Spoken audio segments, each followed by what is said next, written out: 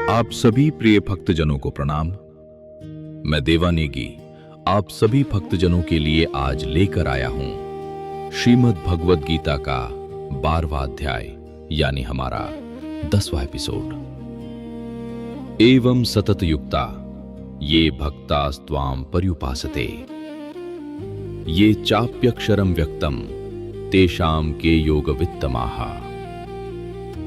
अर्जुन ने पूछा, जो आपकी सेवा में सदैव तत्पर रहते हैं या जो अव्यक्त निर्विशेष ब्रह्म की पूजा करते हैं, इन दोनों में से किसे अधिक पूर्ण सिद्ध माना जाए?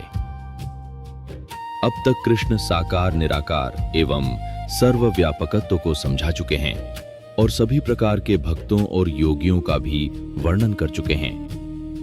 सामान्यतः अध्यात्मवादियों को 2 श्रेणियों में विभाजित किया जा सकता है, निर्विशेषवादी तथा सगुणवादी। सगुणवादी भक्त अपनी सारी शक्ति से परमेश्वर की सेवा करता है। जो भगवान कृष्ण की प्रत्यक्ष पूजा न करके अप्रत्यक्ष विधि से उसी उद्देश्य को प्राप्त करने का प्रयत्न करते हैं, वे भी अंततः श्री कृष्ण को प्राप्त होते हैं।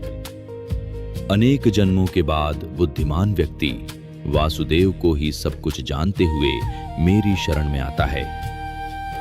जब मनुष्य को अनेक जन्मों के बाद पूर्ण ज्ञान होता है तो वह कृष्ण की शरण ग्रहण करता है। यदि कोई इस श्लोक में बताई गई विधि से भगवान के पास पहुंचता है तो उसे इंद्रिय निग्रह करना होता है, प्रत्येक प्राणी की सेवा करनी होती है और समस्त जीवों के कल्याण कार्य में रत होना होता है। इसका अर्थ यह हुआ कि मनुष्य को भगवान कृष्ण के पास पहुंचना ही होता है, अन्यथा पूर्ण साक्षात्कार नहीं हो पाता। प्रायः भगवान की शरण में जाने के पूर्व पर्याप्त तपस्या करनी होती है। 12वें का नाम भक्ति योग है, जो जानने योग्य है, जिसको जानकर मनुष्य परमानंद को प्राप्त हो जाता है, अर्थात वो परमात्मा ही सत्य है। आज इतना ही। अगले एपिसोड में हम गीता के 13वां अध्याय, 14वां अध्याय, 15वां अध्याय और 16वां अध्याय के बारे में बताएंगे।